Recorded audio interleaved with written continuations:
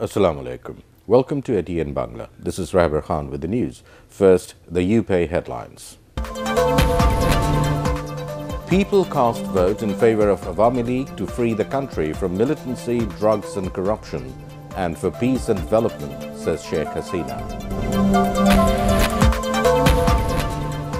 Awami League held victory rally to cover up stigma of vote rigging, alleges Mirza Fakhrul. The 84th birth anniversary of Zia Rahman observed. And the United Nations urges the government to sit for post-election dialogue with various political parties.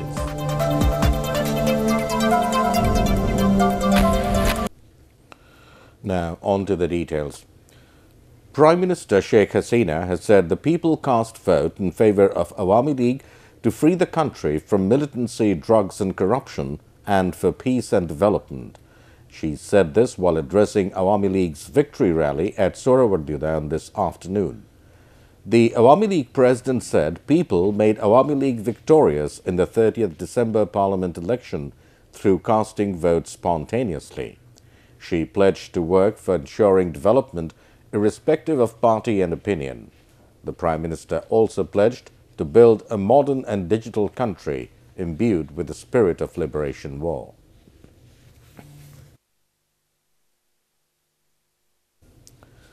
BNP Secretary General Mirza Fakhrul Islam Alamgir has alleged that Awami League held a victory rally to cover up the stigma of vote rigging in the 11th Parliament election. He said this while paying tribute at the grave of party founder and former President Zia Rahman, marking his 84th birth anniversary. Fakhrul claimed that Awami League became isolated from the people as it grabbed power forcibly. He also claimed that there is no internal feud in the party as well as in the alliance. The birth anniversary of Zia Rahman is being observed through various programs by BNP and its front organizations today. The United Nations has urged the government to sit for post-election dialogue with various political parties. The call was made at a press conference at the UN headquarters in New York. Replying to a query, UN Secretary General Antonio Guterres said that the election was not fully free and fair. Even then, the government should hold dialogue with the political parties in this regard. The UN Secretary General mentioned that Bangladesh is marching forward by resolving various complicated problems, including Rohingya crisis. He, however, suggested that positive discussion must be held between the government and the political parties to remove political stalemate. Home Minister Asaduzzaman Khan Kamal has informed that this time the government will take a tougher stance to establish good governance.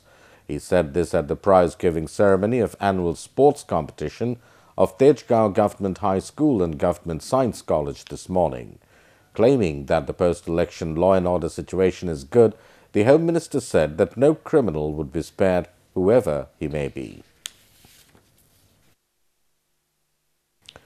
Planning Minister M.A. Mannan is of the view that if there is sustainable development in all sectors, including expatriate workers, there would be quick change in the country's economy. He added that to reduce the sufferings of the expatriate workers, the Bangladesh missions abroad should remain open for 24 hours to provide service to them. Meanwhile, the chairman of Debate for Democracy, Hassan Ahmed Chaudhry Kiron, demanded that the government should be more sincere in providing security to the families of Bangladeshi workers now working abroad. These opinions were expressed at the UCB Public Parliament held at ATN Bangla Studio at FDC in the capital today. Now, news from abroad. U.S. President Donald Trump is to meet North Korean leader Kim Jong-un for a second summit by the end of February. The White House says the announcement came after Trump met top North Korean negotiator Kim Jong-chol at the White House. He had been expected to deliver a letter from Kim Jong-un to Trump. Finally, cricket, and Rangpur Riders beat Sylhet Sixers by 4 wickets in today's first BPL match at Sylhet. Scores: Sylhet Sixers 194 for 4, and Rangpur Riders 195 for 6. Kumilla Victorians will take on Khulna Titans at 6:30 this evening. And that's the end of this news bulletin. To view ATN Bangla News, browse www.youtube.com/ATN Tube News. Subscribe and remain with ATN Bangla. Allah Hafiz.